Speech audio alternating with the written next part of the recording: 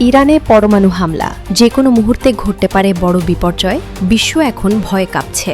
মধ্যপ্রাচ্যের আকাশ এখন শুধু ধোঁয়াটে ঢাকা নয়, এখন সেখানে পরমাণু আগুনের ছায়া পড়েছে। ইরানের গুরুত্বপূর্ণ পরমাণু সাইটগুলোতে যুক্তরাষ্ট্র ও ইসরায়েলের যৌথ অভিযান চলছে। নাতাঞ্জ, ফোর্দো, ইস্ফাহান, বুশেহর এই সব নাম এখন বিশ্বের সবচেয়ে আলোচিত।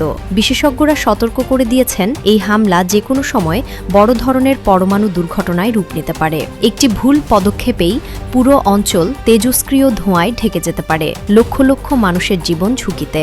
ইরানের পরমাণু কর্মসূচির হৃদয়স্থল নাতাঞ্জ ও ফোর্দোতে গত কয়েক ঘণ্টায় একাধিক শক্তিশালী প্রজেক্টাইল আঘাত হেনেছে যুক্তরাষ্ট্র ও ইসরায়েলের বিমান।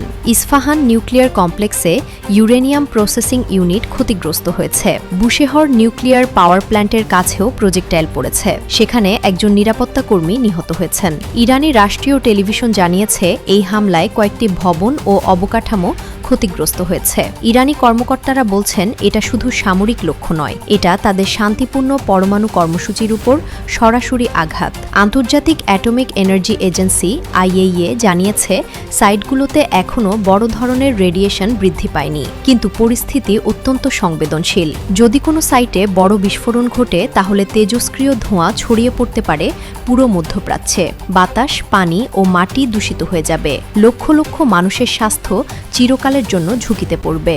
বিশ্ব স্বাস্থ্য সংস্থা WHO ইতিমধ্যে ক্যাটাস্ট্রফিক ঝুঁকির কথা সতর্ক করে দিয়েছে।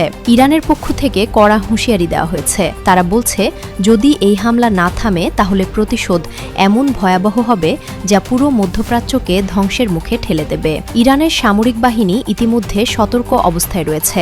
অনেক বিশ্লেষক বলছেন, ইরানের হাতে এখনও যথেষ্ট